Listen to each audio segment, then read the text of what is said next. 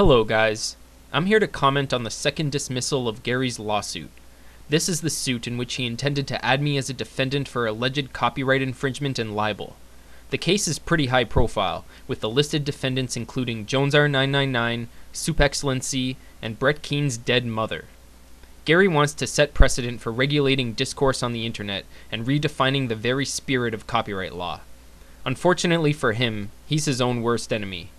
He's currently on the US Marshals watch list after posting a video on YouTube playing a short teleconference between himself, JonesR, and Judge David Hittner, and then angrily ranting about how the judge is incompetent and knows nothing about the legal process.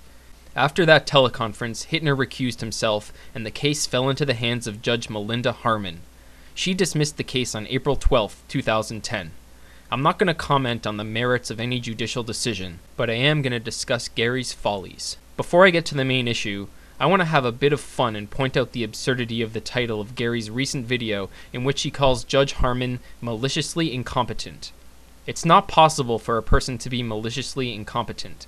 Incompetence is a lack of ability, and maliciousness is intent to harm. You can't accuse a person of not knowing what she's doing and then say that it's because she's out to get you. It's sort of like calling somebody maliciously deaf. Anyway, I'll move on. The main purpose of this video is to address Gary directly about his self-destructive conduct, which I will do starting now. Hello, Gary. It's your friend Straight Dope talking. I'd like to give you some advice. Now, I don't make a habit of giving advice to those who have made themselves my adversaries, so the only reason I'm saying this is because I know you won't listen. In fact, I'm pretty sure that you don't have the self-control required to take the advice I'm about to dispense, even if you wanted to. Regardless, I'm gonna say my piece. You feel the need to go through the justice system to battle what you find to be offensive, whether it be tobacco taxes or people using parts of your YouTube videos in ways you disapprove of. The justice system is a system of human beings, and you seek decisions in your favor from these human beings. It therefore does you no service to get on a public forum and insult judges who you believe have acted unfairly. For the sake of argument, let's say that you have perfectly legitimate grievances.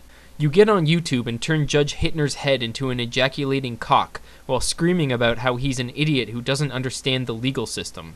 Well, guess what, Gary? The next judge is his colleague and will naturally take offense to your vitriol. Whether you like it or not, you're not dealing with logistic robots. If you want to get results within this system, you're at the mercy of the people in charge. You certainly have the right to express your opinion with as much hostility as you see fit, but there are consequences for your public belligerence and disrespect. If you speak like this about a person's colleague, they have no reason to make any step of the process easier for you. They'll have no sympathy for you or your complaint, they'll scrutinize every motion you try to file, and look for every opportunity to stymie your litigation. There's nothing worse you can do for your lawsuit than piss off the judge. You may not think it's fair, but it's the reality. At least until you're able to plug into your own personal virtual reality in which you sue the entire world and have the virtual judges award you everything you want and bow at your feet no matter how much abuse you hurl at them and their profession. What do you really think you'll accomplish by calling Judge Harmon a cunt, a liar, or a petty weasel?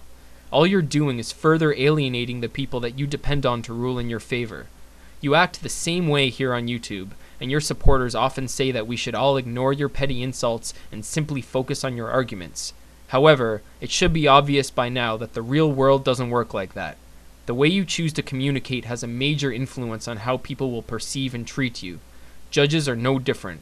You still seem to have some hope for this lawsuit, and if you were wise, you'd keep your mouth shut until all the proceedings were finished.